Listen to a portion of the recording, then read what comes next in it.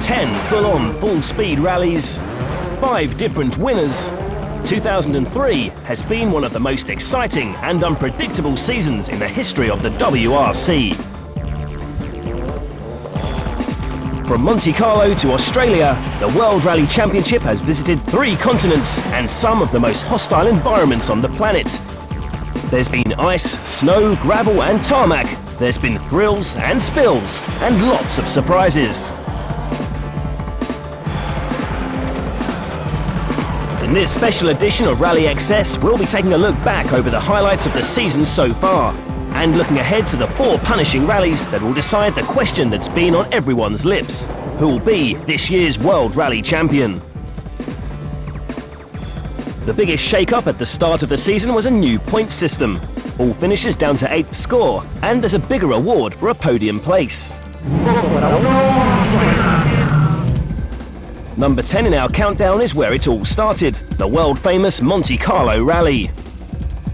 Surrounded by a wealth of talent, world champion Marcus Grönholm had a big task ahead to hold on to his crown. But the defence of his title got off to a bad start. At first he was looking good and in the lead, but even world champions make mistakes in Monte.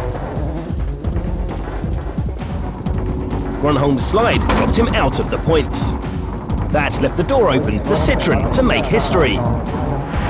The newest team in the championship were expected to be competitive, but no one imagined they'd arrive with a clean sweep on the podium. Last-minute signing Carlos Sainz took 3rd. Colin McRae showed why he's one of the sport's top earners. He was 2nd. But it was the youngest team member, Sebastian Loeb, who was the best of the formidable threesome, winning the Monte Carlo Rally in style.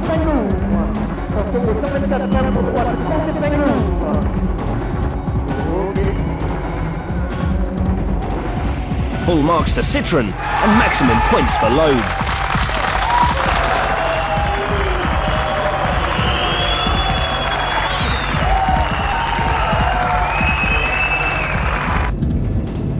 Round 2, Sub-Zero Sweden, where going flat out on snow and surviving requires a very special kind of skill and lots of experience.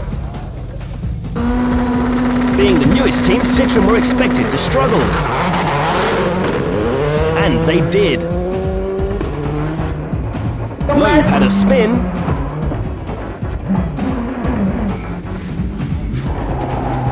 Sainz had a spin. And McRae span 2. Perry Rovanperä was chasing down the leaders when he hit unbelievable bad luck. No podium and no points for this spin. But 1 point for this one. Tony Gardemeister opened Skoda's account for 2003. 4-time world champion, 3-time Sweden winner, but never in a Subaru. Tommi Mäkinen needed a really good finish to boost his morale, and he got it. 2nd place and 8 points. Mäkinen's back. But out in front from the start was the familiar face of Marcus Grönholm.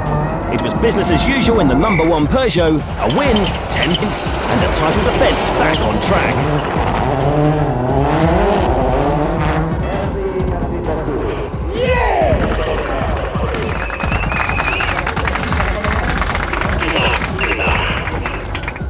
Third place in Sweden left Richard Burns tied with Grönholm, and Ford's Marco Martin just 2 points off Citroën's leading pair. Tommi Mäkinen and Marcus Grönholm both learnt their trade on tractors, and when they got their chance to take on European tractor champion Joanna Hurlevy, they seized their chance. I have a little experience. I just tried one similar about 5 years ago. Amazing power. It's nearly 2,000 horsepower, so you can really feel it. Mäkinen had the better pulling power.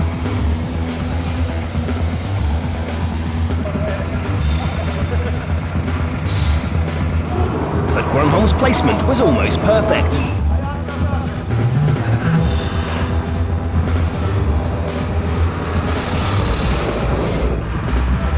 This farmyard fight was going down to the wire. With fractions of a second between them, they took their contest to the karting track. At the end of a grueling day, Tommy emerged triumphant, proving there's still plenty of attack left in the Mac. Back now to our countdown, and next up, Turkey. A brand new event that's tight, twisty, and very, very tough.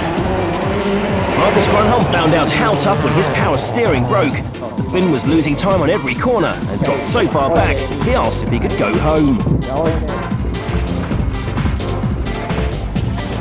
Looking for his first points of the season, Harry Rovanperä was on for a maximum haul.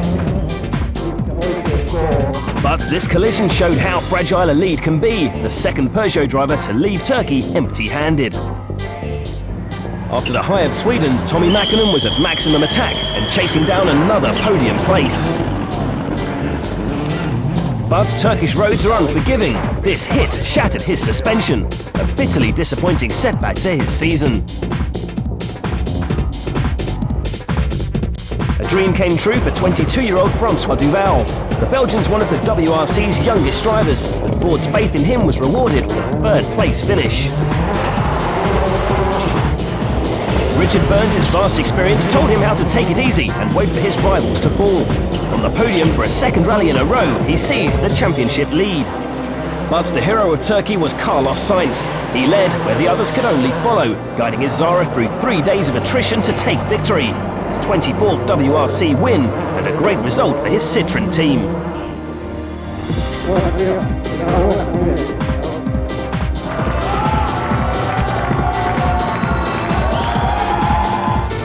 The next round took the WRC to the other side of the globe, to the fast-flowing roads of New Zealand. All eyes were on the Ford Focus. Radically redesigned, the team promised this new car would be fast. And it was. Marco Martin set a string of fastest stage times and was second overall. His engine mysteriously died.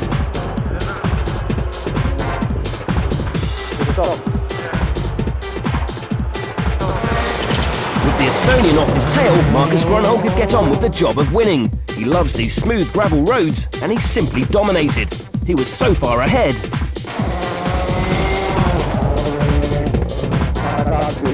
Even this roll couldn't take away the lead.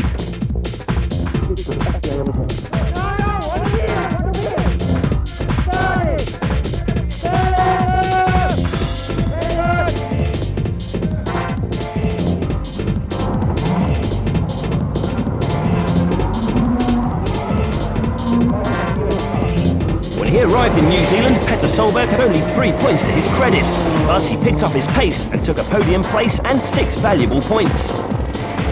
Above him in second was Peugeot's Richard Burns, the only driver to have scored on all 4 rounds. He still led the title race. But with Grönholm on this kind of form, how much longer could Burns afford to go without a win?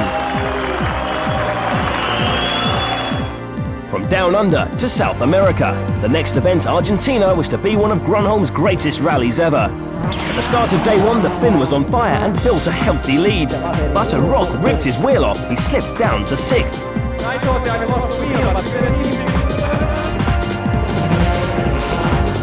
The lead was handed to Carlos Sainz, and it was an almost impossible job for Grönholm to catch him. At the start of day 2, he caught and passed Sebastian Loeb. Next of all was Harry Rovanperä. His biggest rival Richard Burns conceded 3rd place at the end of the day. Carlos Sainz was in the lead and loving it. But there was a mix-up at service. Sainz went in too early. A bitter blow for the Spaniard. He was handed a 1-minute time penalty. Through no fault of his own, he lost the lead and fell to 3rd. Marco Martin's Focus was fast again and looked to be on for victory, but once again engine lost oil pressure and ground to a halt.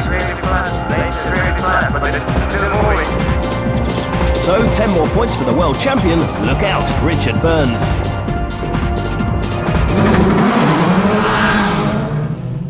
Rallying has evolved into a high-tech industry, but how does it compare to the old endurance events? Here's what some rally legends think.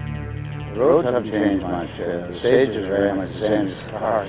Cars are a hell of a lot quicker, probably drivers are too. Chances of a high-speed accident are greater today, but the cars are very safe. But the co-drivers must be quite nervous at times. Their bodies must go through a lot more G-force. They're a lot fitter probably than we ever were today. what is completely different is the atmosphere. Of course, we are not in the service park like we are here waiting all day long in the car.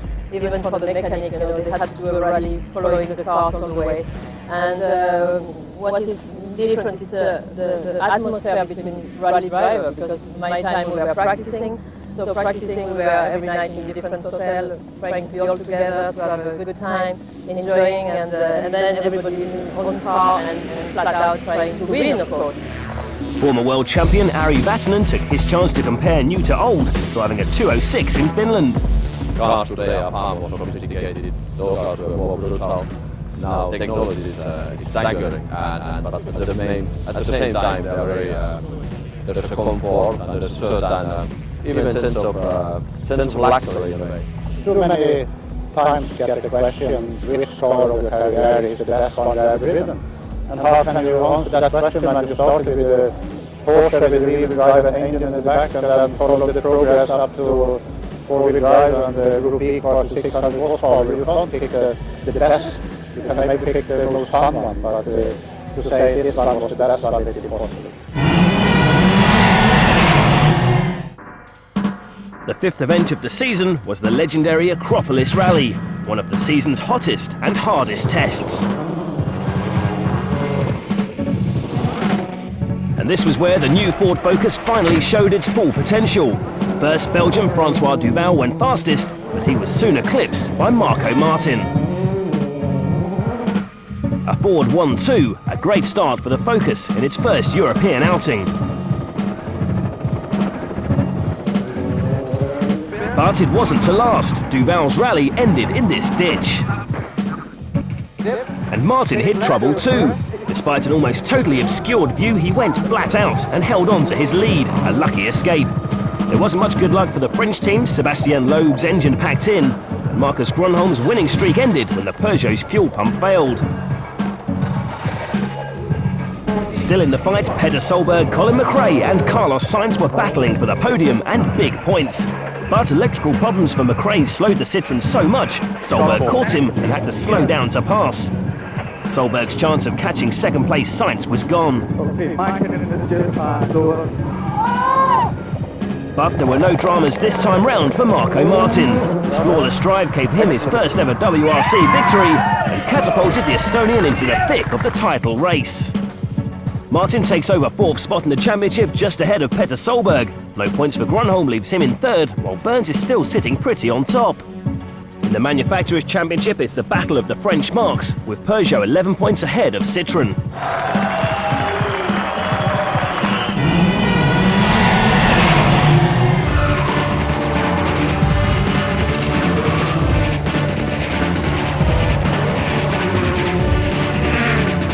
Coming up, we bring you all the decisive moments in the 2003 World Rally Championship as we continue our countdown to the season climax.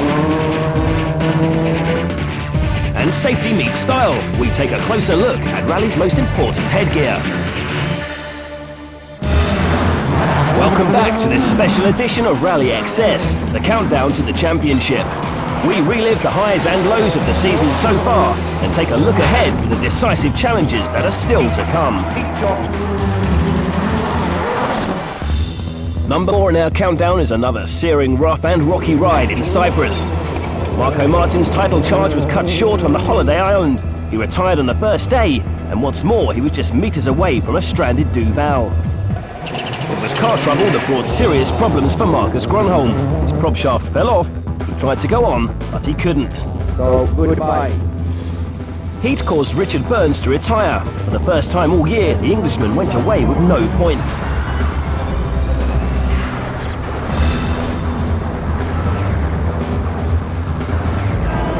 Sébastien Loeb proved he's becoming a formidable all-rounder. The best of the Citroëns, he took third.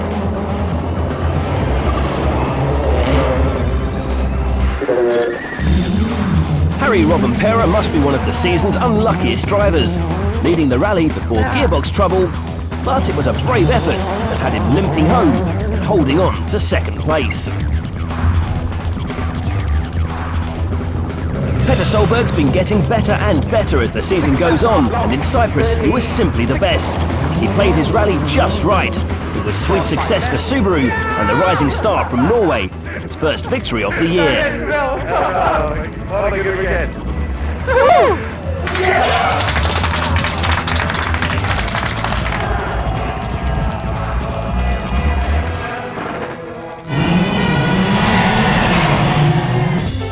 Midway through the season, Skoda replaced the Octavia with the new Fabia. It was a tricky first test where mechanical problems led to retirement for Oriol and Gardemeister. Richard Burns was back to playing the points system. A series of errors denied him his first Peugeot win, but third place and 6 more points meant he stayed in front in the championship.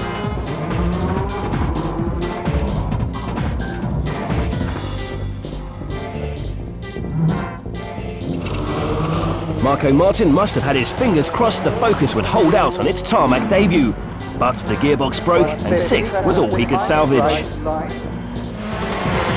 If Colin McRae was to have any chance in this year's title, he needed a good result. This quite miraculous recovery helped him finish 4th to score 5 points. Everyone expected tarmac expert Gilles Panizzi to be the best of the Peugeots, but it was Gronholm who showed blistering pace. He was matched only by Sebastian Loeb. With just seconds between them, one small mistake would be decisive, and it was the world champion who made the error. But Loeb was flawless. He showed his more experienced rivals how it should be done, and was rewarded with his 2nd win of the year.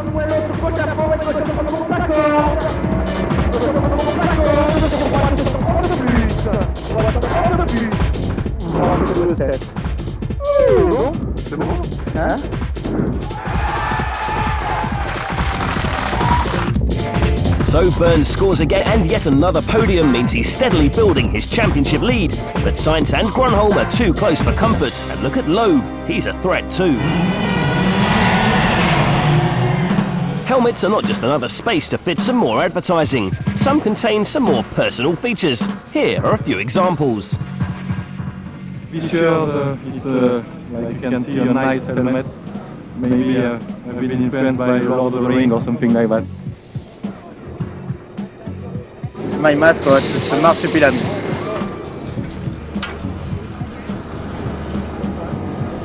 You can see it's done like the Scottish flag. I'm certainly not going to wear one with a Union Jack on it. Here we have a map of the world showing all the rounds, the positions of all the rounds of the World Championship, and the Welsh flag, of course, which I'm very proud to be Welsh. The logo on this silver star cat, I don't know why, don't ask me, I have no idea, but I find it very funny, and I can say that it's working because I can see the face at all the spectators or people at the start of the stage showing my helmets and laughing. That looks good, doesn't it? Yeah. But the important thing, that is working. They say Finland's the spiritual home of rallying. Very much the domain of homegrown drivers. It's a matter of honour for a Finn to triumph. This is Marcus Gronholm's home territory, and he was firm favourite to win. Unbelievably, he didn't.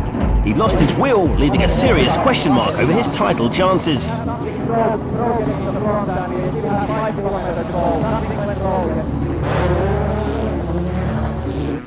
Harry Rovanpera's local knowledge didn't help him much either. This trip to the trees was just a little too close for comfort for co-driver Risto Peterlainen. But if you think that's scary,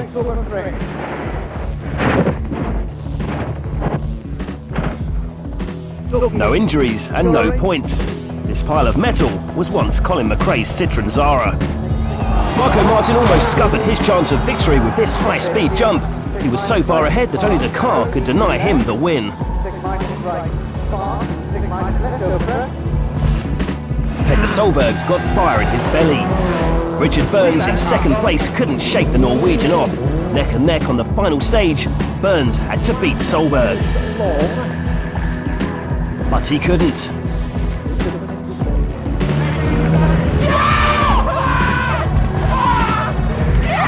Suddenly Solberg's a title contender too.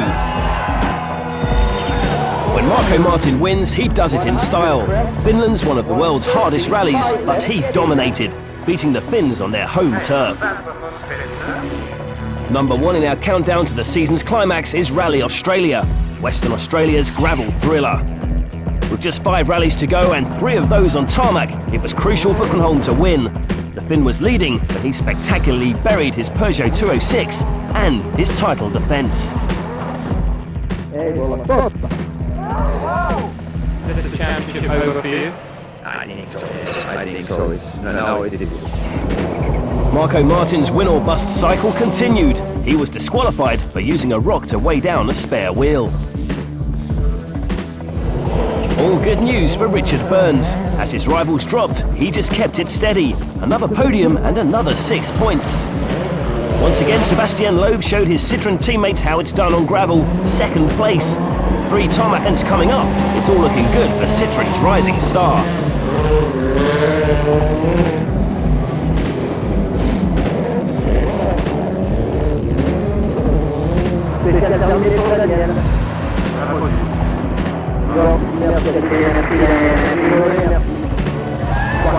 And it's all looking good for Petter Solberg. He was behind Loeb for most of the rally, but Solberg was on the hunt, and Loeb didn't stand a chance. Pushing to the very last metre, Solberg snatched the win, and now was a great chance at the title. We will find a taste of 4 kilometres to go. Yeah!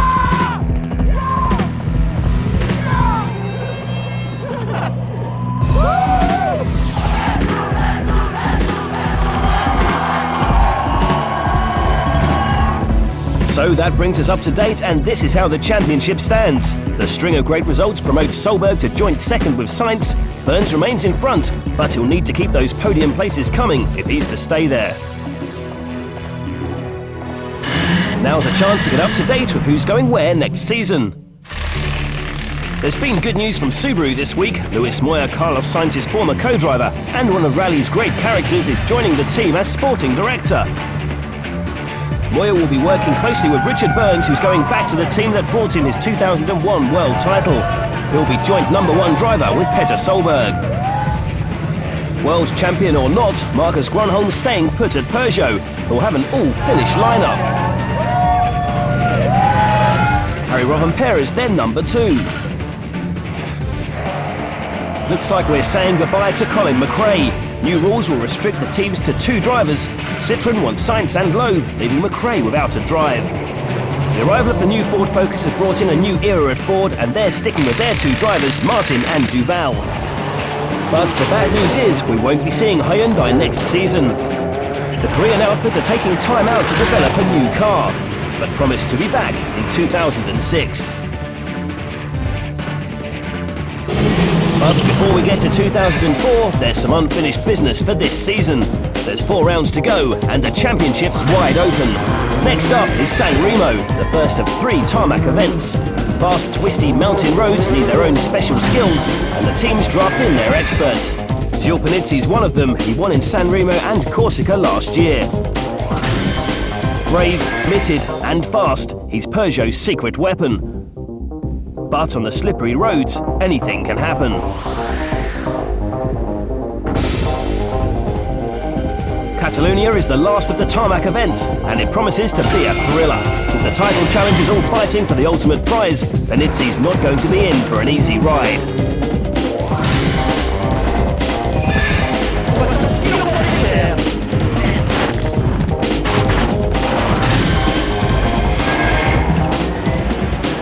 Richard Burns will be hoping Panizzi goes well. The Frenchman will be crucial in holding back Burns' rivals, helping the Englishman to take the championship lead into the final round in Wales. Back on gravel, it's going to be an all-out fight to the finish.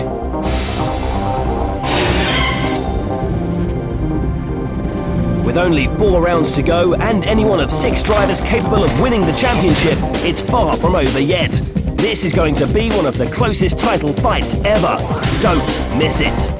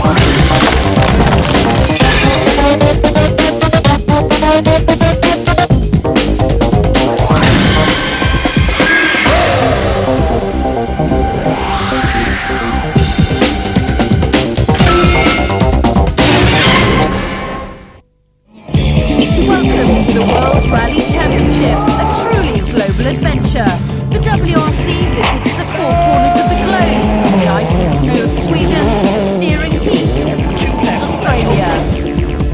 This 14-round championship is the ultimate test of man and machine against the environment.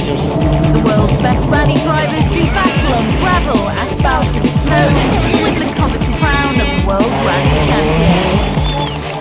This week on Rally Access, it's Hola Mexico. We've a report from the latest event vying to join the World Rally Championship. Under the spotlight, Malcolm Wilson, rally driver turned team boss, tells us about life under the blue oval. And it's fancy rally all the way. Rally Access brings you the ultimate World Rally stage.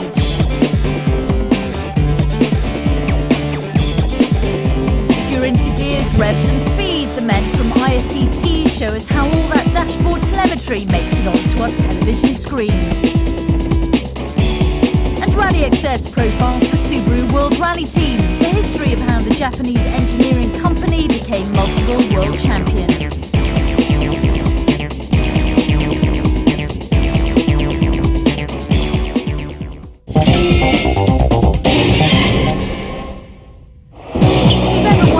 Rally drivers do when they're not trying to win World Championship rallies, then more often than not it's testing.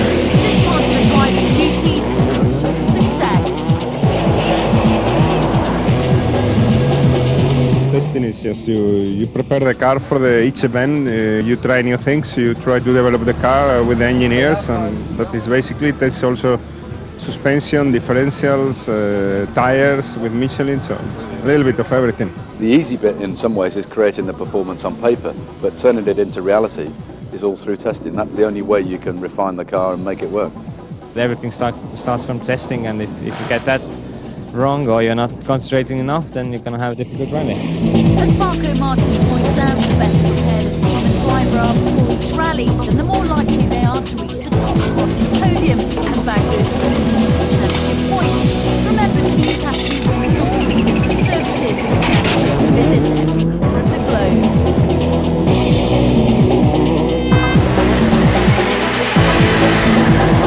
14 rallies, all in completely different countries, completely different situations.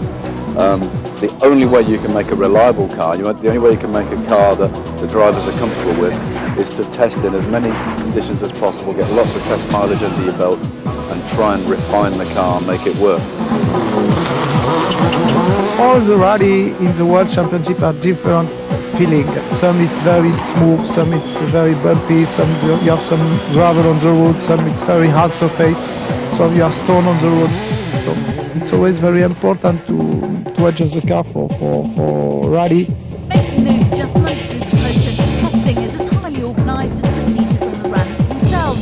Each WRC team often has a completely separate test team, with most manufacturers having several different categories of tests. We have two different types of tests at Peugeot. You have one sort of set-up test for individual events, plus we have quite a few development tests, which are general things that the design team have come up with to improve the performance of the car. It's obviously crucial, first of all, for reliability, and secondly, obviously, performance. Recent cost-saving measures have outlawed the tonnage for long-haul events. Even so, World Rally teams will test many days a year, will often cover hundreds of kilometres per day. We'll probably do about a week of testing specific to each rally, but over the course of the year we do somewhere between 100 and 150 days of testing altogether. Typically, we would be looking at doing somewhere around 160 to 200 kilometres per day. For all of the teams, each test day involves adhering to a strict timetable, making use of every minute available, as Ford Chris Gray explains. We arrive early in the morning just as light sort of coming up and the sun's coming up, and then we would test all day as long as possible. You just keep chipping away at it. It's methodical, it's analysing data, it's the drivers being very analytical, and that's what moves the car forward. Testing is the real 9 to 5 of rallying, but all drivers recognise its importance. I like to test because if I make a good test, I am immediately happy by my car, by my rally car. It's a different part of the job. In some ways, it's just as enjoyable. It depends what type of work you're doing. You know, if you're in Greece doing a 3-day endurance test, then you know about it at the end of it. I think nobody really enjoys testing. You enjoy the rally, enjoy to win, and to win you need to do some testing, so everybody has to go through.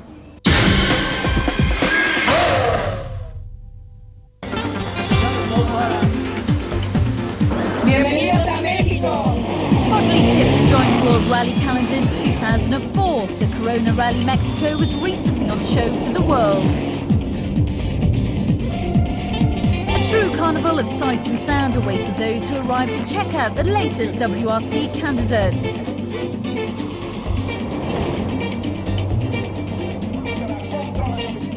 Based in the spectacular countryside around the city of Leon, the rally was run over 22 gravel stages, totaling 380 kilometres. Although no current WRC drivers took to the stages, the 2003 event attracted a field of 50 entries from more than 10 countries.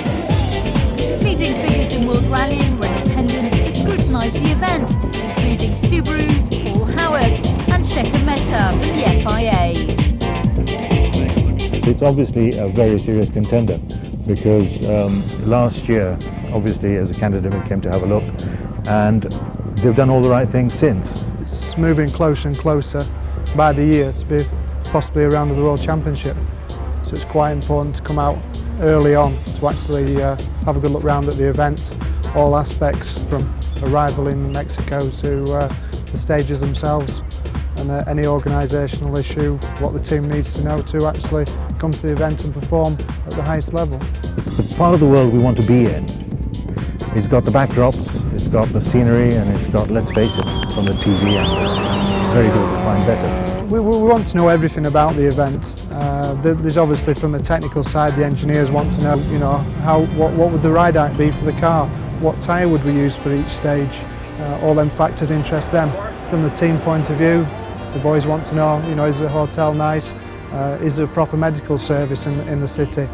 All these aspects, the team wants to know every detail. This year, as I said, they are a serious candidate, which means that the timing system has to work really perfectly. The safety requirements, the medical requirements, where the ambulances are, who actually operates all the equipment, what is in the ambulances rather than do they just have a van with an ambulance outside. These are the kind of things we look at. The stages themselves are very good indeed. They've put a considerable amount of effort in to ensure that the roads are proper drivers' roads. They are very impressive. The World Rally Championship should be a World Rally Championship and not a European Championship. And I think if we're going to progress any further on the marketing of the World Championship, we've got to be seen as a World Championship. Mexico is very much different to the rallies that we've had. Obviously it's down to the FIA deciding which events become a round of the championship. There is a lot of interest here in Mexico for this event. It seems to have the blessing of a lot of the key people in the FIA, so it looks fairly positive for them. So Mexico seems to have acquitted itself very well while under the watchful eye of the rally world and stands a high chance of joining rallying's elite in 2004. And in case you were wondering, the 17th Rally Mexico was a very competitive affair. Regular FIA Production Cup contender Marcus Legato and co-driver Ruben Garcia crossed the finish line in third place.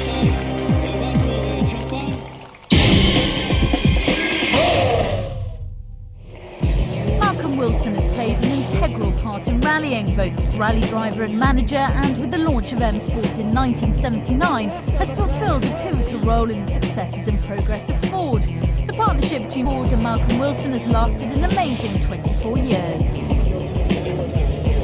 Ford has been a major part in my life. I mean, even going back to when I started sort of driving cars around the breakers yard, the only cars that could really stand up to my punishment were Fords, and obviously the majority of my driving career was with Fords. The real highlight, I suppose, was winning the British Championship back in 1994. But I think there's a lot of certain events that sort of, where you were sort of really competitive on a World Championship event. For instance, 1992 RAC Rally, sort of shared 8 fastest times with Carlos Sainz, and it's things like that really that really stand out. Okay, I had some great results, finished third overall on the rally on the RAC back in 1993. But the thing that I used to get a lot more satisfaction out of was actually being as quick as the guys who were up at the front of the field. From a driving point of view, I think I'd always obviously enjoyed the competition, but it got to a point where I really enjoyed all the testing side of it immensely as well. I mean, I ended up sort of being really Ford's sort of chief test driver from 1990. I did it before I left up until the end of 1985. But then I sort of took on the role again from 1990 onwards. I really got a lot of pleasure out of that side of it, you know, working with a team and a new car and evolving the cars to what they were.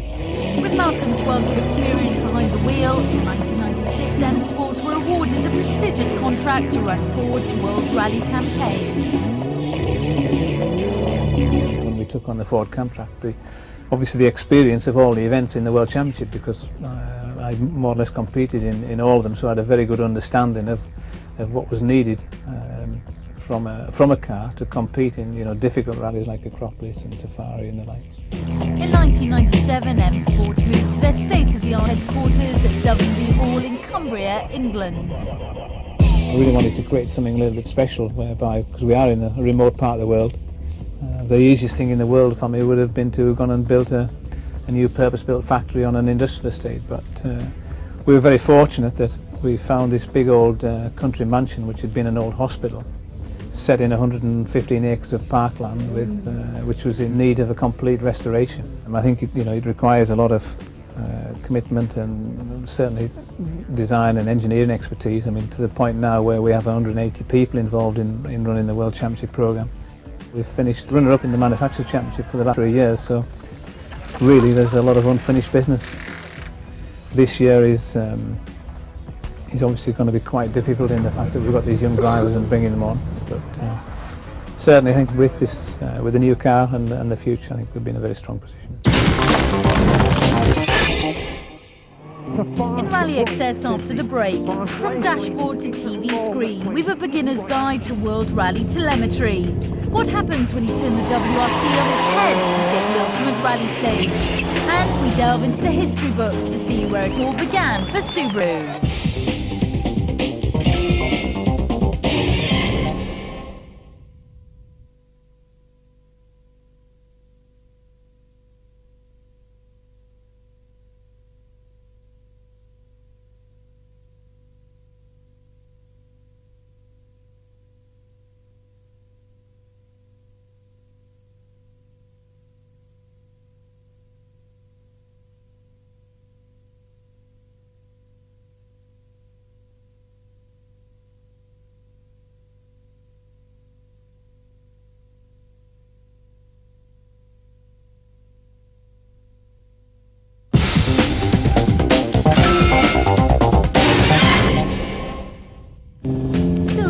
Rally Excess, bringing the ultimate rally stage. All your favourite bits packed in 2.5 minutes.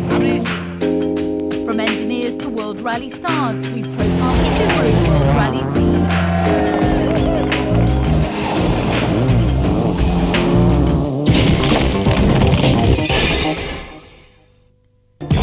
In our coverage of the WRC, we can now bring the onboard telemetry to your TV screens. You can see the revs, the exact speed, every gear change, and when the car's braking at any second on the stages. This is how it works. We have a number of sensors inside the silver box. We interface into the car's engine management system, and from that we can pick up the speed of the car, the revs, the gear, whether the driver's using the handbrake. Well, some of that data is actually sent out by radio and bounced off an aircraft orbiting the rally course. On every round of the WRC there are 2 aircraft available. There is always one flying from early in the morning to late at night, constantly receiving and transmitting the data recorded by the silver boxes in the back of the cars. Mission control from lines 2, how do you read? Inside the airplane we see now the whole technology to relay all the different kind of systems. Below these systems we have the manufacturer which are driving in the World Rally Championship, like Citroën, Ford, Hyundai. This is the repeater for the tracking system that we can relay their position through that small box down to the mission control. With the help of satellite systems and a group of dedicated technicians, the IRCTC takes up the data collected by the plane. This is the technical control vehicle of IRCT, where all the data from the cars and the control units come in. On the screens behind me we can monitor the data from the cars and see the information coming through. That gets translated then onto the map on the other screen on the left hand side, where we can see all the roads and the stages of the event.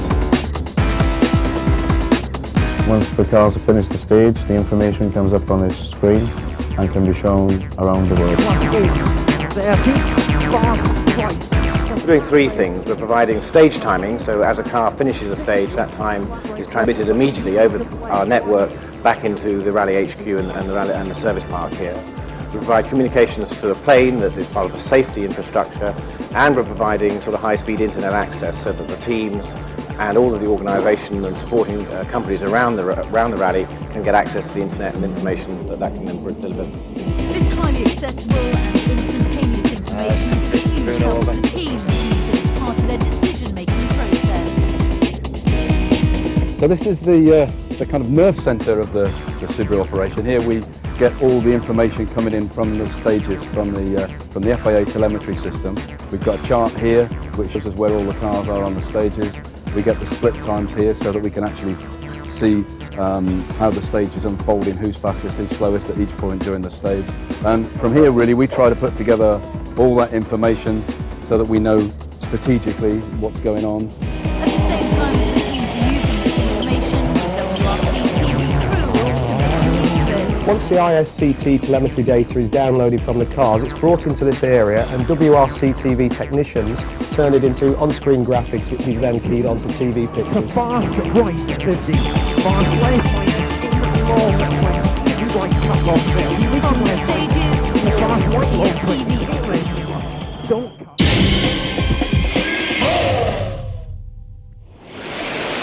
What happens if you put all the best bits from the World Rally Championship into one stage? You end up with the ultimate stage.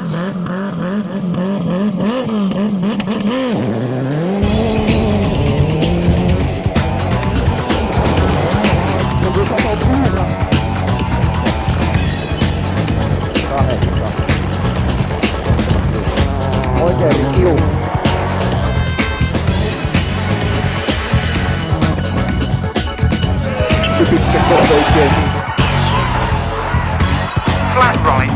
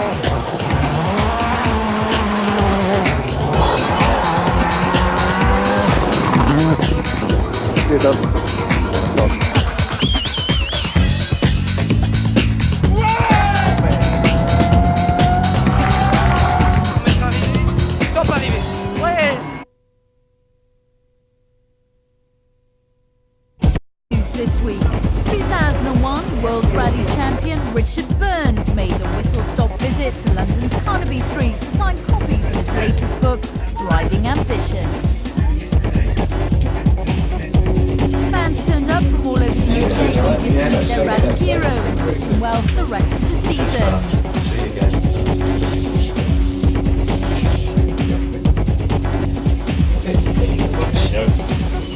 work. Please come back to Japan. Please come back. Maybe I'll come back to Subaru. I don't know about that. I'm never. We are waiting. Finally, it had looked like Rally Australia would be dropped from this year's WRC calendar, but the antipathy around the championship was at last minute reprieve. Under the watchful eye of FIA President Max Mosley, the political differences that threatened to jeopardise this year's rally have finally been put to rest.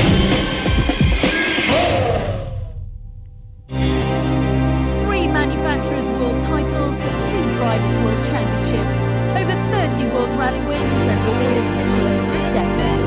Subaru is one of the most successful manufacturers in this year's rally. Planes, trains and buses.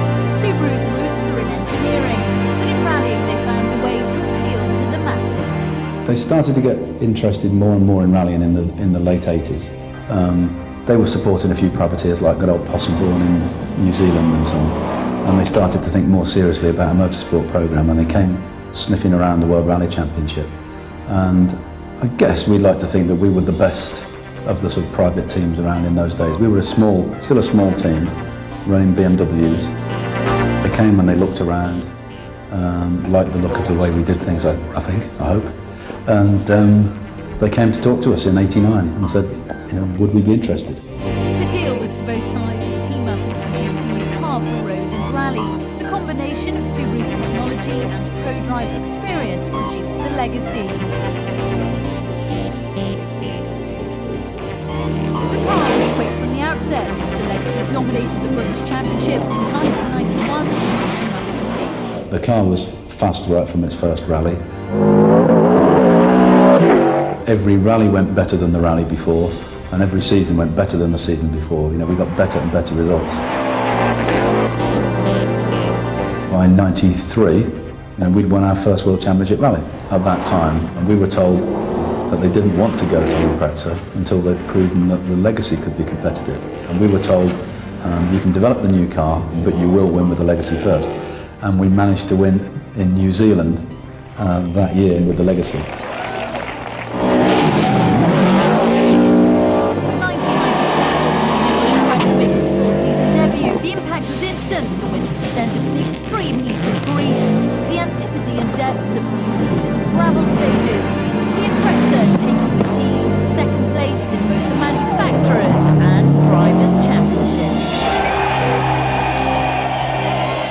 And then we won a championship the following year. It was that kind of progress. 1995 was Subaru's crowning years. The car and team certainly 5 wins. But more importantly, they secured both the manufacturer's title and the driver's crown for Flying Scotsman Colin McRae.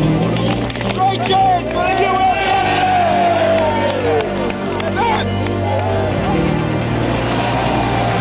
1997 was another landmark year for Subaru as their first evolution of the Impreza built to the new WRC regulations, dominated the season from start to finish. The team claimed an incredible 8 victories from 14 rallies. They won the manufacturer's title comfortably, and Colin McRae only missed out on the drivers by a single on those jumps. More recently, Subaru continued to succeed with over 5 rallies in 1999, and once again finishing as runners-up in both drivers and manufacturers races. 2001 was another landmark season for the team with Richard Burns, the first ever English World Rally champion, and the winner of this Impreza, and in the process giving Subaru its second driver's crown. 2002 saw major changes. Burns led by Peugeot. Enter 4-time World Rally champion. It is new challenge, everything is new. New team, new car, new tires.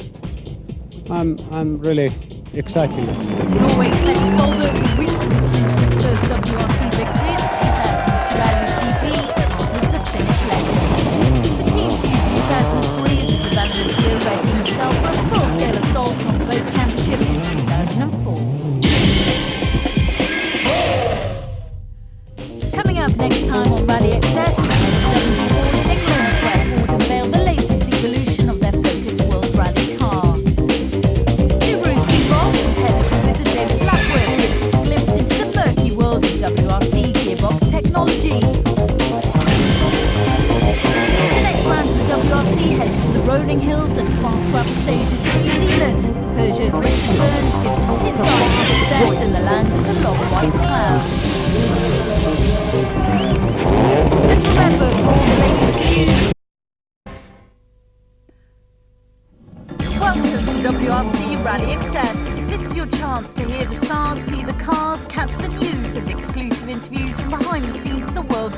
Championship. 2003 has already proved that the WRC is the toughest test of man and machine against the elements. The first round of Monte Carlo saw asphalt give way to ice on the frozen peaks of the French Alps. On home turf, Citroën and Sebastian Loeb took the honours. In Sweden, it was snow and speeds over 200 kilometres per hour. Flying through the forest, Marcus Gronholm was supreme. The reigning world champion opened his 2003 account with a maximum 10 points. Next up, Turkey. The rough, rocky roads wrecked plenty of cars, but not Carlos Sainz's Citroën. The Spaniard kept out of trouble and was rewarded the top spot on the podium. Next, New Zealand. It was an awesome fight, and the winner was... Keep watching if you want to find out. Coming up on Rally XS tonight, Sebastian Loeb is tipped as a future world champion. Find out what the Frenchman's really like with an exclusive interview. We'll update you on the ups and downs of the production car WRC.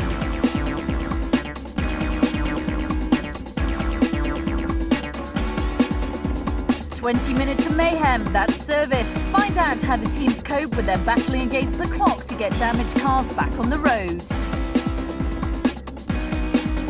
We step into the past and look at 100 years of Skoda history, from motorbikes to rallies, and take a look into the future and the arrival of the new Fabia WRC.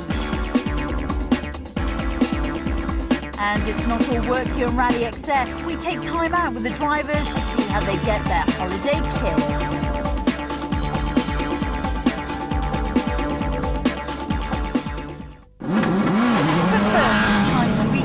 Events in New Zealand. Based in Auckland, this year's rally promised plenty of action. Coming here, the championship was as tight as can be. Currently ahead in the title race is Richard Burns, but just 1 point behind is Citroën's Colin McRae. Victory in Turkey brings Carlos Sainz's tally to 16 points. Marco Martin's hoping a new focus will get him up there with the leaders. Hot on his heels is Sebastian Loeb, but everyone's watching reigning world champion Marcus Gronholm, his favourite to win. This is the setting for the battle. 22 super smooth, super fast stages that allow drivers to go flat out. Get it right and it's great fun to drive. Get it wrong and mistakes are heavily punished. As the Hyundais were to find out. On stage 1, Armin Schwarz fell foul of the slippery loose gravel.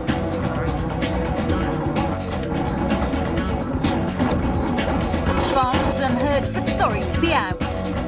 It's a bit disappointing. I feel very sorry for the team because they work quite hard, and I mean, after I had a good shakedown and the car felt very good, I was very optimistic that we can have a good result, but that's all over now. Rain on day 1 was a big problem for Skoda's Tony Gardemeister. His windscreen wipers wouldn't work and the road ahead was difficult to see. It was a similar view inside Colin McRae's Citroën. His demister didn't work and not being able to see meant he was losing time and his patience. How much time do you think you lost? A lot. With rain gone, McRae came out in a charge. When the Scots goes flat out, 2 things can happen. He either goes fastest or... he goes off. It was a big enough hit to lead to his retirement. Carlos Sainz to finish the rally, but not in the points.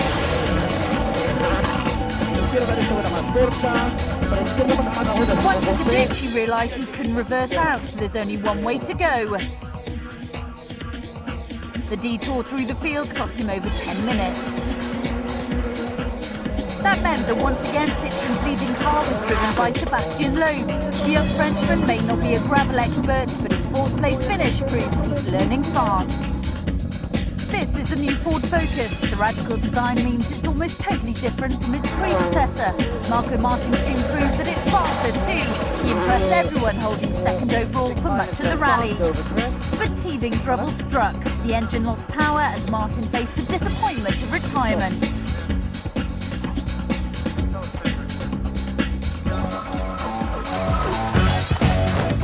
They were having good fun, so I wanted to do more stages, but okay. At least we showed that our new car is very competitive, and we still need to sort out some problems, but I'm sure the future looks good.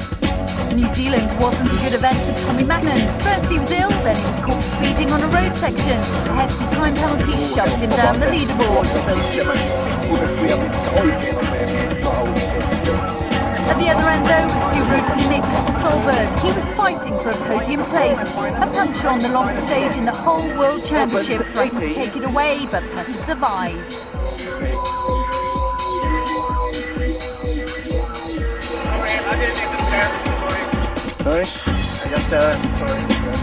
As expected, it was the Peugeot who were dominating, but the chances of a 1, 2, 3 on the podium were scuppered when Harry Rovanperä paid a visit to the bush.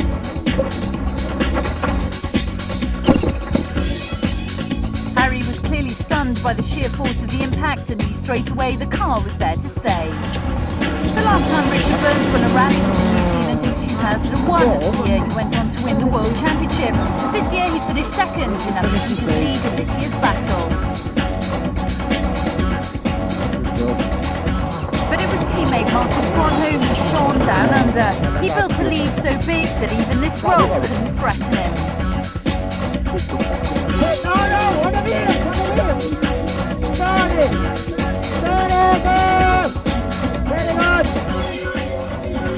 Back on his wheels, back on full throttle and back on the top of the leaderboard. After 3 days hard battle, this is how they finished. Over a minute separated Gronholm from Burns. Solberg completes the podium while Alistair McRae in a Mitsubishi also ends in the points. But Burns still tops the driver's standings. Gronholm second and Loeb third. Solberg's podium brings him into the battle too. Peugeot leapfrogged French rival Citroën in the Manufacturers' Championship. Also looking good at Skoda, who scored in every round so far this season.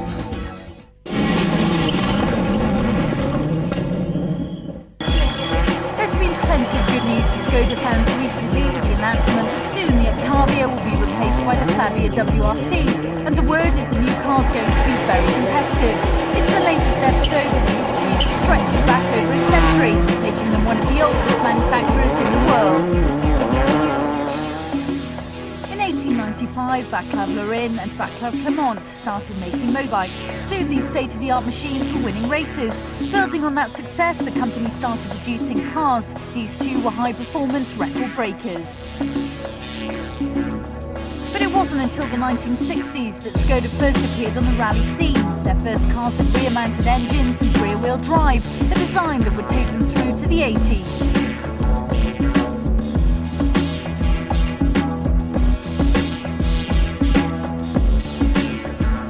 A fresh era in the team's evolution began in 1991 when they joined forces with Volkswagen. A new organisation, Skoda Motorsport, was born. They first set their sights on the Formula 2 category, which they won in 1994. After that, they had their eye on joining rallying's elite. Skoda had long tradition in rallying, so we started with the Favorit and Felicia and said, okay, we are going to be in the WRC, and nobody said no. So here we are. They came to the championship with the Octavia, pretending it into the WRC contender was problematic at first, but by 2000, Armin Schwartz proved there was speed under the robust exterior when he took the car to its first ever stage win in Catalonia.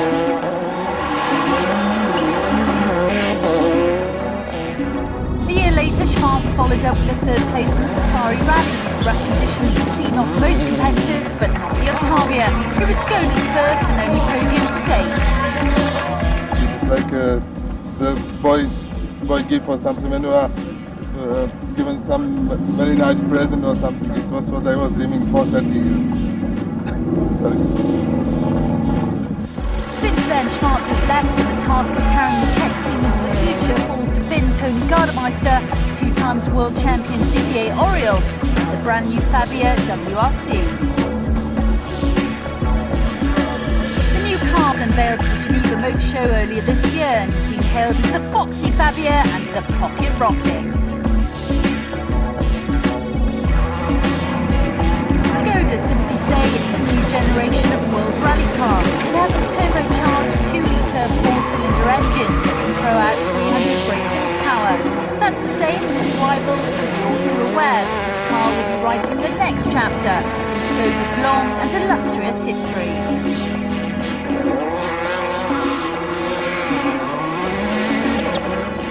We are quite very happy by the first test on a gravel. I mean, we were in a very rough road and we don't have a major problem. So, no, it's a good start for this new Fabia. It's always very difficult to come back in the Octavia. It's the high speeds and harsh environments that makes the WRC so tough. The cars have to be strong enough to survive all conditions because there's only so much a driver can do if it all goes wrong in the middle of a forest. But there's hope. It's called service. Their engineers and mechanics are waiting to fix any problem and get the car back out and onto the stages. Quite simply, service is crucial. The service area is very important because it allowed us to keep the car in good condition, to look at the car, which means that if there is a problem which can, let's say, happen on the car, in order to cure it before it happens.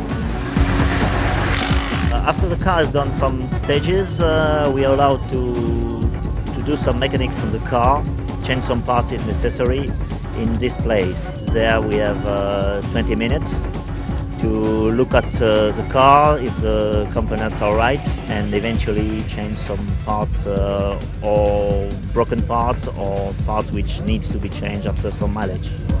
Okay, let's go. Of course, we cannot change all the components, but mainly, let's say, the more important ones can be changed.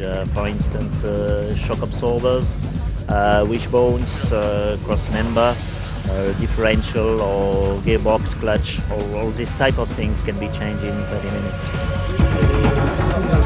Well, in each car we have 5 mechanics working on it. In general, there's 1 mechanics per corner who are looking of, let's say, the struts, the damper and all the components related to one wheel, plus 1 chief mechanic. Then eventually, if we have to change some, let's say, more drastic parts, we can have the help of 1 or 2 other mechanics.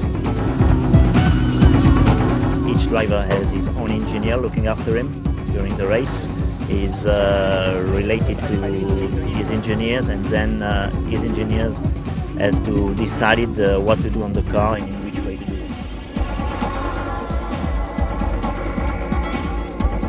Service can be every bit as dramatic as anything that happens on stage, and the fans love it. It's an ideal opportunity to meet the drivers and get a real good look at the cars. It's good for the public to look at the car, let's say, a bit more closer than in a special stage. And then also you can see, let's say, some parts of the car where in general you cannot have a look, like, you know, if the bonnets are open or if you change a gearbox or whatever.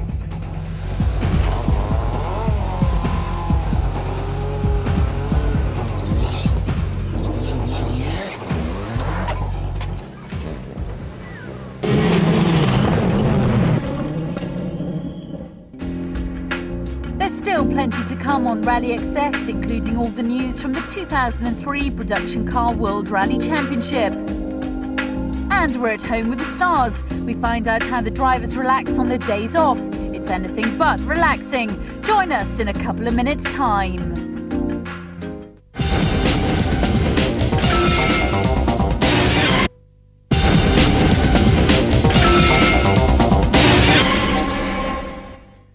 Welcome back to Rally Excess, the show that takes you off stage and behind the scenes of the World Rally Championship.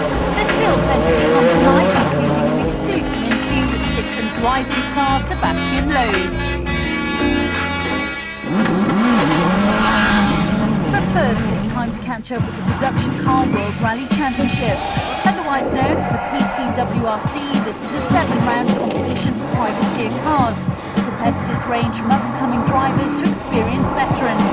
Their cars may not be as powerful as the WRC cars, but these are talented drivers, and the championship provides a host of thrills and spills.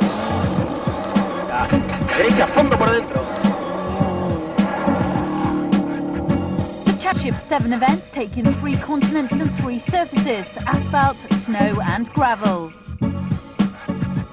So far this season, there's been Production Cup competitions competitions on the snow of Sweden and the gravel of New Zealand. Reigning world champion in this class is Malaysian Premchit Singh. His title defence began in Sweden, and on his first outing on snow, he took his Proton third to a great finish, second overall. But New Zealand was to prove a trickier test. Singh was off the pace from the start, however he finished in the points and is still right in the front of the battle. The winner in Sweden was none other than former WRC champion Stig Blomqvist. It wasn't a great surprise. The Swede holds the record for wins on his home event, but a maximum 10 points was a great result. New Zealand wasn't so good though. On day one, he struggled for grip and slipped out of contention. Still, his vast experience told him to hang on, and he was rewarded with one valuable point. Toshi Arai will be familiar to most of us as a work Subaru driver, but now he's concentrating his efforts on this championship. 2003 had a disappointing start for the Japanese driver. In Sweden, he was leading when his engine blew just 2 stages from the end. New Zealand was payback time. He took the win and a maximum 10 points. Toshi, congratulations, a winner here in New Zealand. Yeah, definitely, yeah, but I remember the Swedish rally that broke the table. Maybe I want to do the same again, but now finished the rally, very good.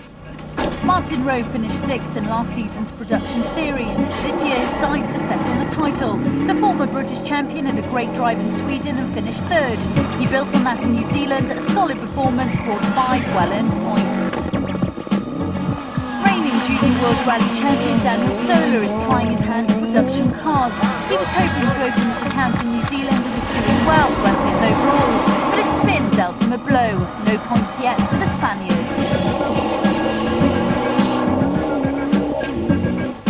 Long corner without the lines and a spin. When was stop the car back and down. Outsider Janusz Kulik stunned everyone in Sweden when he went into the lead on the final day. The Polish driver took the victory only to be disqualified later because the flywheel on his Mitsubishi was found to be illegal. His bad luck continued in New Zealand when he retired due to electrical problems. Also in New Zealand, Hamid Al-Wahibi announced his return to the championship with a 3rd place finish. Marcus Legato is another face familiar to junior WRC fans. He's currently lying 4th in that championship, and he showed he's got what it takes in a production car too. He was 2nd in New Zealand, and that's good enough to put him on the leaderboards. So after 2 rounds, it's tight at the top. There's a 3-way split between Blomqvist, Singh and Rowe, but they're far from safe in the chasing pack. Following Rally New Zealand PCWRC regular Possum Ball had an accident while wrecking a hill climb event in Queenstown on the country's South Island. Possum is now in hospital where his doctors are describing his condition as serious but stable. We all wish him well. Sebastian Loeb hasn't been in the WRC long, but his performances have shown he's a potential champion of the future. The 29-year-old grew up on the asphalt roads of his native France when he soon made his mark. He won the French national title under contract with Citroën. It was in a Saxo that he won the first ever Junior World Rally Championship in 2001. In the same year, he made his WRC debut in San Remo. Sitting behind the wheel of a full-work Zara, he cruised to 2nd place and showed everyone he was an outstanding natural talent. When I drive, it's clean, not sliding too much.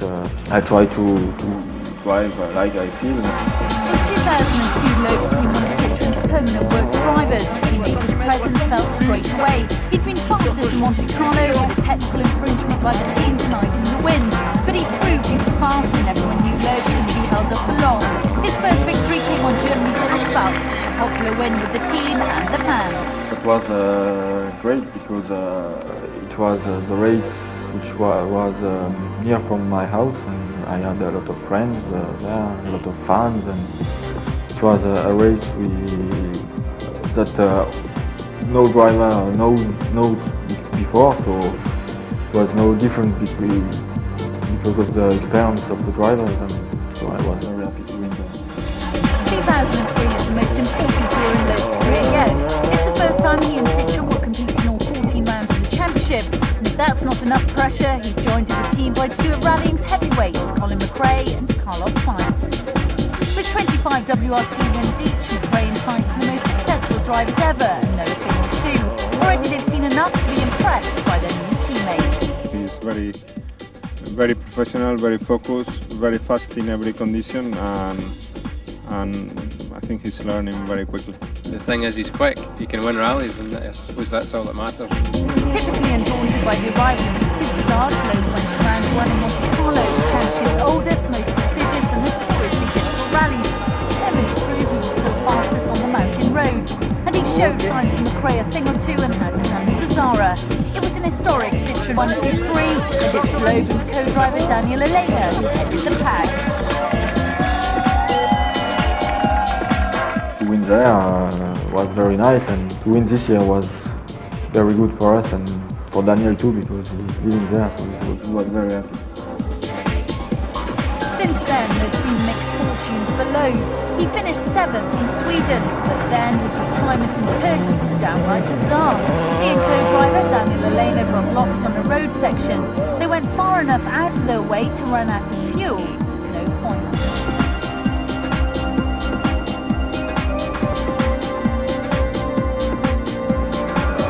Earlier, New Zealand was better. 4th overall is a great result on a surface he's still learning. The future's bright for this young Frenchman. You could put him down as a contender for the championship. You know, he's had some very good results already this year. His speed on the gravel looks like it's almost there. If he can get good results on these gravel events, then there's 3 tarmac events towards the end of the year that she's going to be very quick on. For this season,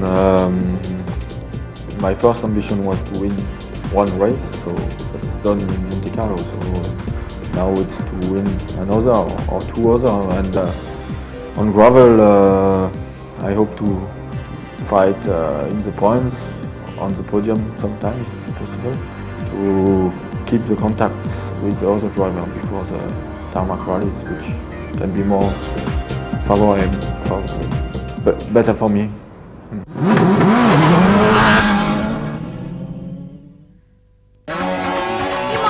Day job provides enough thrills for the WRC drivers, but even away from the rally, some are still looking for that adrenaline buzz, while others accept their talents.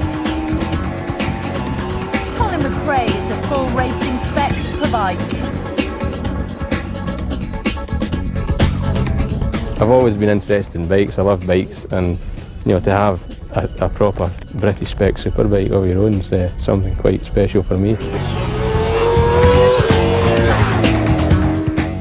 Welcome to Bernabeu Stadium, home of my favorite team, Real Madrid. As well as being a lifelong supporter of European champions Real Madrid, Carlos Sainz also turns up for their veterans team. Harry Robben-Pera likes to take advantage of the Finnish winters to do some snowmobiling. When he's had enough of that. Okay, no more horsepower today. Päätäs menee. No niin.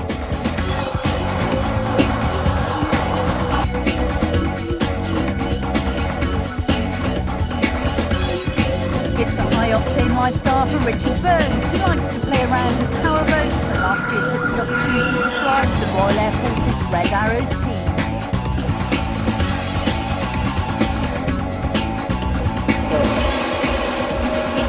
The killer was going over another airfield, and I was watching the G dial, and it just went.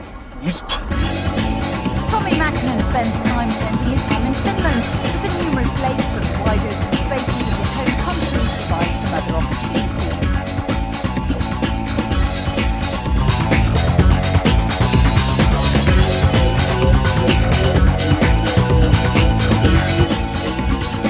Sebastian Loeb is a champion gymnast in his youth and still keeps up the exercises to maintain his fitness.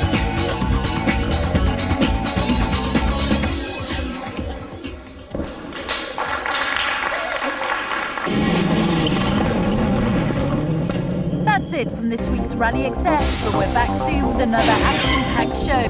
Freddie Loix takes to the water in a high-speed jet boat. We're on board too.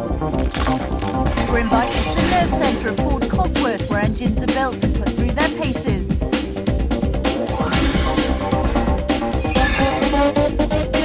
And we have a look ahead to Rally Argentina. We'll give you the rundown on what to expect.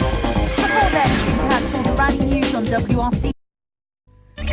It's the halfway point of the World Rally Championship, and in this edition of Rally Access, we review the season so far.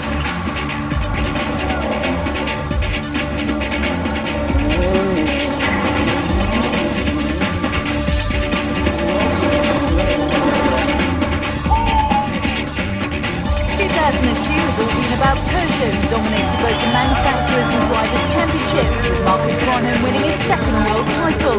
But when the class of 2003 assembled in Monte Carlo, all the talk was of Citroën, who were contesting their first full programme. With rally heavyweights Colin McRae and Carlos Sainz joining Sebastian Loeb in a close season, a definite challenge had been laid down to Peugeot. But on day one in the mountains above the Principality, normal service was resumed as Marcus Grönholm won 3 of the 6 stages to lead. The colour of the Peugeot may have changed, but little else had. Subaru's Petter Solberg was holding second place despite this collision on stage 4. But this turned out to be a precursor of things to come, as on the next stage he slid off and out of the rally. With teammate Tommi Mäkinen also retiring on the same stage, it would be a bad start of the season for Subaru. Solberg's retirement had left Sebastian Loeb in second place, after having victory in last year's event taken away from him by the stewards following an illegal tyre change. The Frenchman was driving like he had a score to settle. And with victory on the first stage of day 2, Loeb reduced Grönholm's lead to just under 13 seconds. But the next stage would see this 13 seconds wiped away in dramatic style. Grönholm's collision with the roadside rock was almost in slow motion, but the damage was enough to delay him 30 minutes in the stage. There would be no Monte Carlo victory for the Finn. Just skiing. It was no car control anymore. It was with the slicks on this kind of surface. Loeb was now left with a commanding lead, which he would hold to the end of the rally. His Citroën teammate Colin McRae finished second, and with Carlos Sainz holding off a determined challenge from Ford Focus and Marco Martin, it was an historic 1-2-3 for Citroën. An historic day all round, with Loeb's victory the first in Monte Carlo by a Frenchman in a French car since 1981. It was a very difficult race, some snow, some ice, and to finish this rally in the first place is very funny.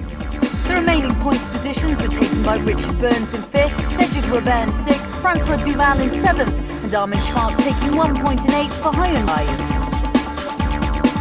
Round 2, the Swedish rally, and with a healthy covering of snow, it looks set to be a classic.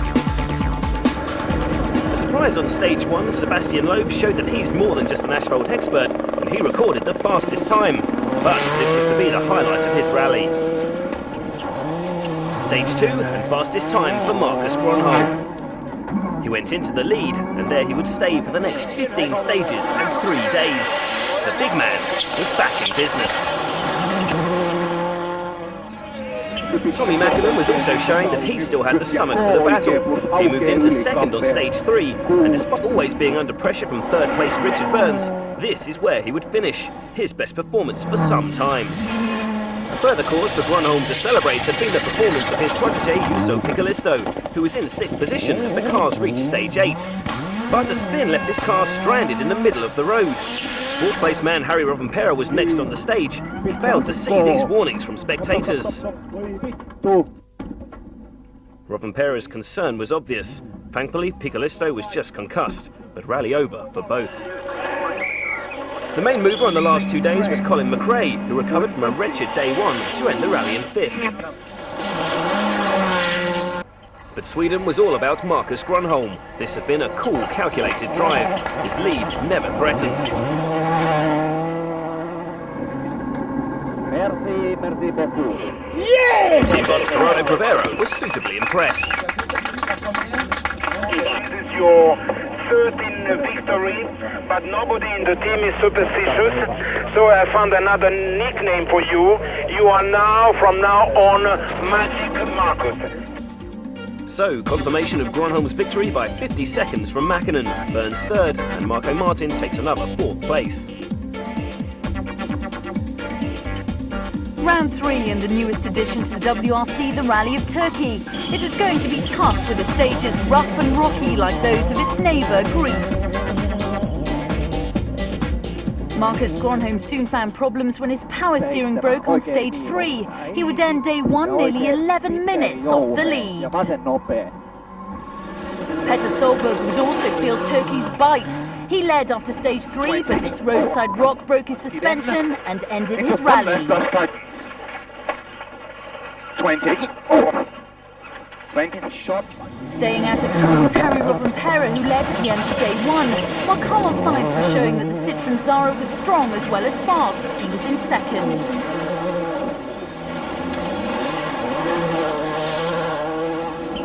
Tommy Mäkinen had moved into contention on the early stages of day 2, but he would suffer the same fate as his teammate Solberg. A rock breaking his suspension on stage 10. He tumbled down the leaderboard and would eventually finish 8th. His frustration was all too clear to see. Stage 10 would also bring bad news for Harry Rovanperä. Another roadside rock, another destroyed suspension system, another driver's hopes in ruins.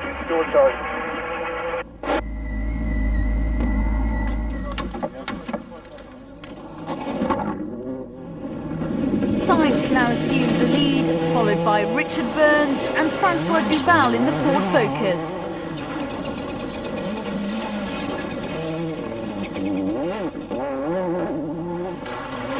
Sainz built a lead of nearly 1 minute and 20 seconds by the end of day 2, and his experience would show as he guided the Citroën through the final day to take an emotional victory. Duval chased Burns hard but could not do enough. His consolation, a first WRC podium at just 22. Burns' second place gave him the overall lead in the Drivers' Championship, but the news in Turkey was all about the resurgent Carlos Sainz. When we came here and we saw what we were facing with a new car, it wasn't looking very good, but I think the car has been very good. It's incredible in the short amount of time the progress that we have done, and no problem, so I'm really happy with everything. A podium clean sweep in Monte Carlo and Sainz's win in Turkey. It had been a dazzling start to Citroën's first full season in the WRC.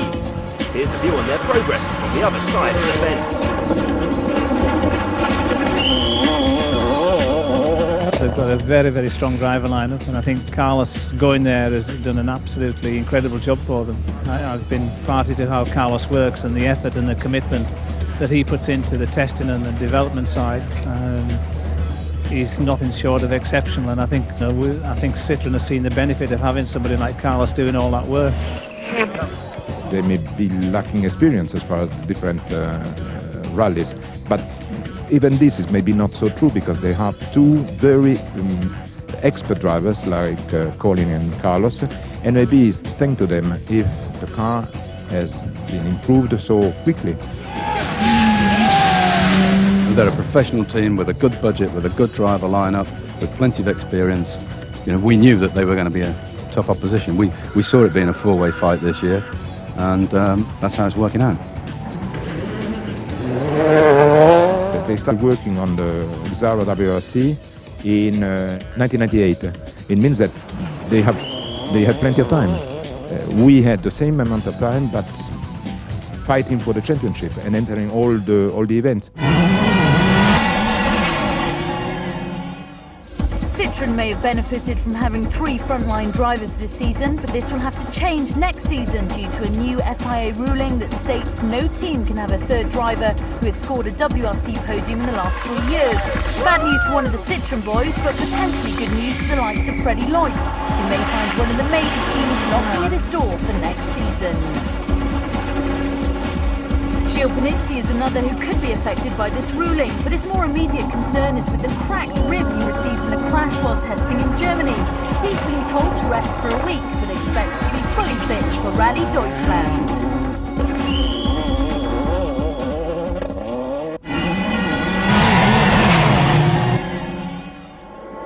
When the gravel's fast and smooth, Marcus Grönholm seems almost unbeatable, and on day one of Rally New Zealand, he set about destroying his rivals with 7 stage wins out of 9.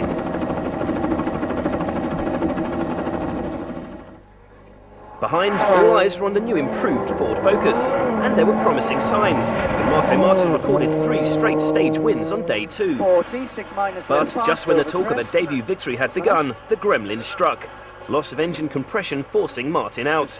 Still some work on the drawing board required. But while all this was going on, Marcus Grönholm decided to liven things up a little bit himself.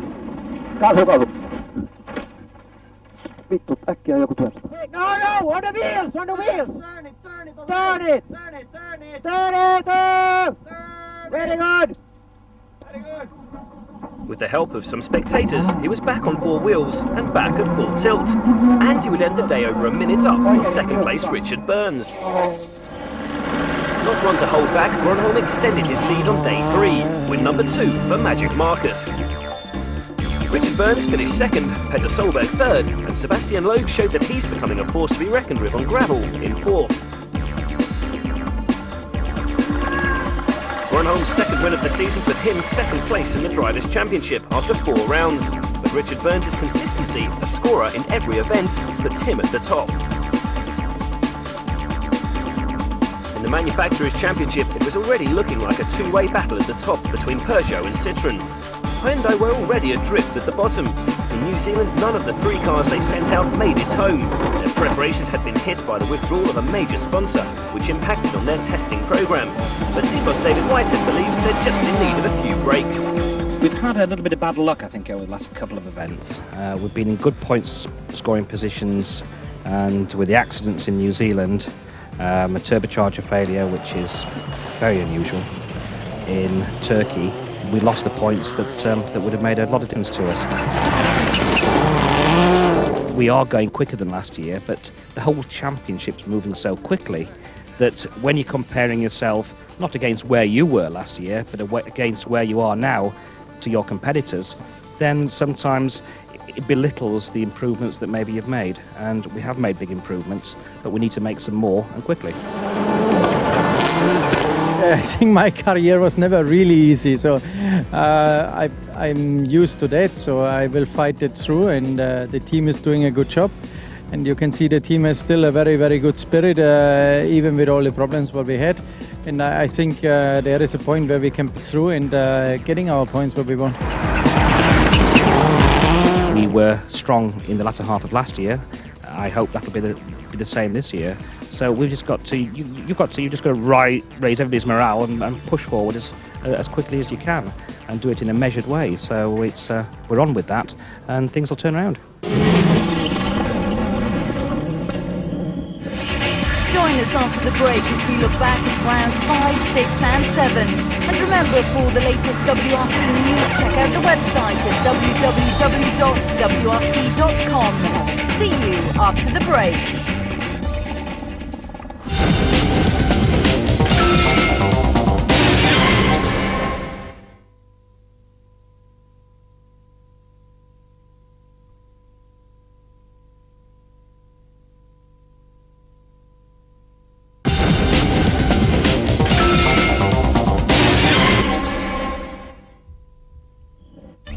Welcome back to Rally XS. Round 5 of the 2003 World Rally Championship brought the teams to a rally that's as dramatic as its setting, Rally Argentina.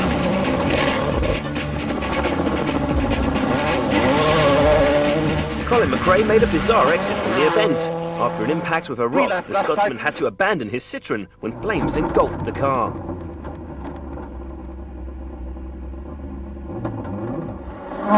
Tommy Mäkinen hit trouble. He was forced to drive with only second gear. He lost 7 minutes and all hope of winning.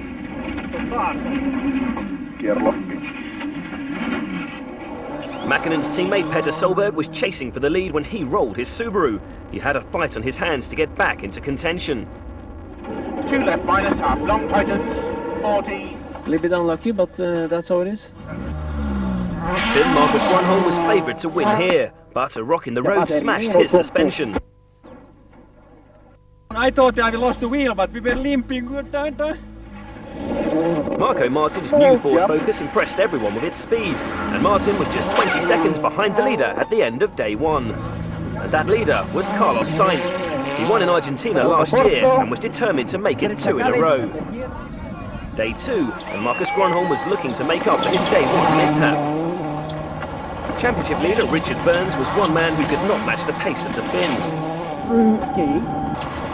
Carlos Sainz was in the lead, but after a mix-up at service with co-driver Marc Marti, the Spaniard was handed a 1 minute time penalty. He lost the lead and fell to third. I tried to follow the car, but it was too late. Having been handed the lead by Sainz, Marco Martin had his first ever WRC victory firmly in his sights. At the start of day 3, spirits were high. Faster, faster! But the eagerly awaited battle between Grönholm and Martin was short-lived. Disaster and retirement for Marco Martin. There's no power, it's like really flat. The engine is really flat, but it's still moving. I have to accept it and try hard in Greece, I think.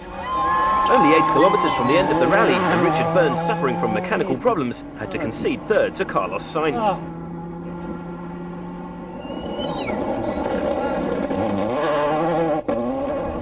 In an event that demanded 100% from the world's greatest rally drivers, it was Marcus Grönholm who'd been the star. This was Marcus Grönholm's 3rd win of the season. Carlos Sainz finished 2nd, with Richard Burns in 3rd. Skoda's Didier Auriol finished in a commendable 6th place.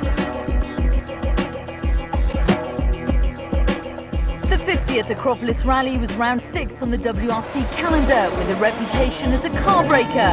2003 was no exception. Both Hyundai's Armin Schwarz and Freddie Loix were out early. Tony Gardemeister's Skoda also retired when the turbo blew. Driving very slowly. Citroën were left scratching their heads after Sebastian Loeb's engine died. I'm not very happy, but it's like this. But there were no question marks over why Francois Duval couldn't go on. Marcus Grönholm was like third, having survived the rough stuff when en route to service a detached fuel pipe left him retired at the side of the road. Good day, and we were planning to continue tomorrow, so now we are here. Colin McRae, chasing a first Citroën victory, landed a hefty time penalty, and electronic throttle failure pushed him down the leaderboard.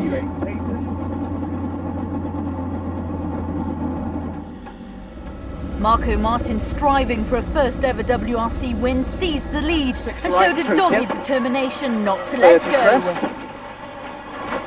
Amazingly, after his bonnet sprung up, he battled on for more than 20 kilometers. I blocked all the cooling inside the car for 20 k's. It's wrong. Martin was being pressurised by Harry Robert Pera, but he lost 2 of his gears, and this spin didn't help his cause either. Carlos Sainz was the only driver enjoying a trouble-free run, but he couldn't match Martin's pace. Petter Solberg was looking to be involved in the battle up front, but a tangle with the Greek scenery did not help his cause. He was in 3rd. Spectacular as ever, Subaru's Tommy Mäkinen just couldn't break into the fight for the podium places. Day 3, and there were nerves and anxious faces in the Ford camp. On the stages, Mäkinen and Burns were stuck in a duel for 4th place. The Englishman fighting hard, but minus 2nd gear. Meanwhile, Petter Solberg set a string of faster stage times and snatched 2nd from Sainz. But this mistake knocked Solberg back down to 3rd. The top spot went to Marco Martin. From the start, he'd been outstanding. It was a much-deserved first win for the Estonian and the new Ford Focus.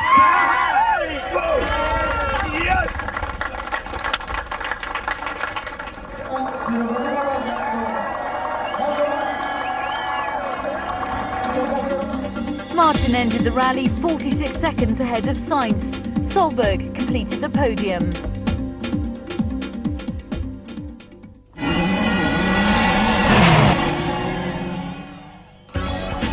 Getting that very first WRC victory had been something special for Marco Martin, but the journey there had not been an easy ride.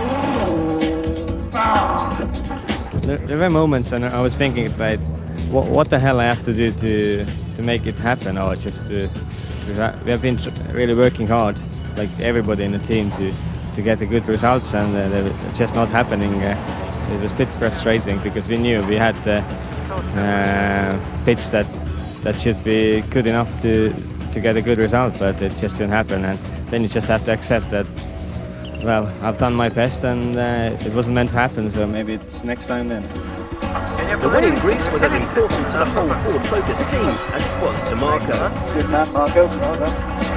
When I came back to service and when I could see so many happy faces, and I even realized it more, because I know, like everybody, starting from Malcolm and finishing, everybody are back in M-Sport who never come to the rallies. They put a lot of effort into it, so it definitely was a team effort to make it happen. Hot on the heels of the Acropolis was Cyprus, round 7 of the World Rally Championship. Richard Burns took to the stages first on the road for the 4th consecutive rally and was beset with handling and technical problems from the start. Colin McRae was also off the pace, yet to find his rhythm. Never had any rhythm. Have you seen me on the dance floor? Tommy Mackinnon was quick behind the wheel of his Impreza, but the 4 times world champion came unstuck when he hit a rock.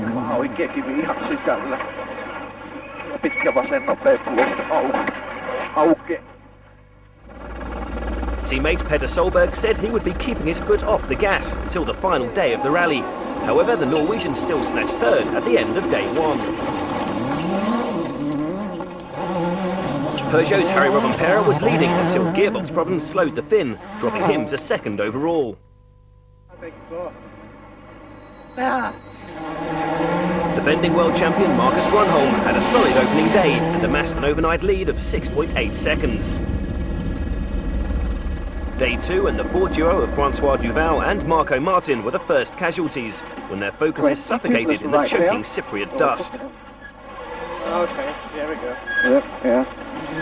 French Asphalt Supremo Gilles Panizzi's good run also ended in retirement.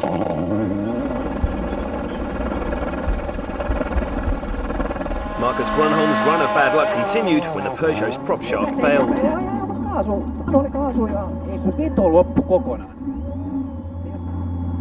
So, goodbye. Once again, it was not my fault, so it was the 3rd time now in a technical problem, so I don't know why, it's always something. Skoda's Tony Gardemeister was another to exit the rally prematurely.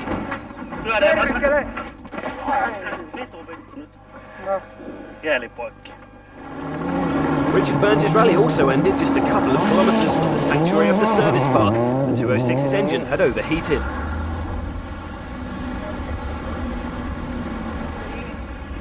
Petter Solberg continued his good run, amassing a lead of 25 seconds at the end of the 2nd day. On day 3, Armin Schwartz had orders to bring the car home in one piece, following the earlier retirement of Hyundai teammate Freddie Loix. Harry Robben-Pera was still suffering mechanical problems. Forced to remove a drive shaft, Harry just managed to fend off a charging Sebastian Loeb to hang on to 2nd place.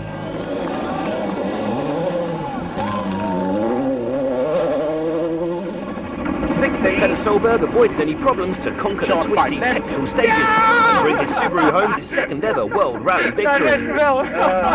What a good weekend. So a Scandinavian 1-2 for Solberg and Robben-Pera, followed by a trio of Citroens.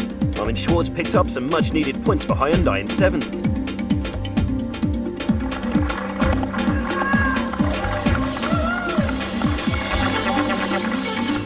Halfway through the season, and Richard Burns still leads the Drivers' Championship, but Carlos Sainz has closed the gap to just 1 point.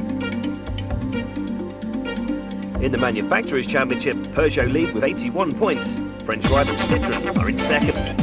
When the rhythm of the championship will be accelerating toward the end of the season, I think that the teams who are really prepared to face this kind of very narrow gap between each rally will be the ones succeeding in finding a good way to the end of the championship.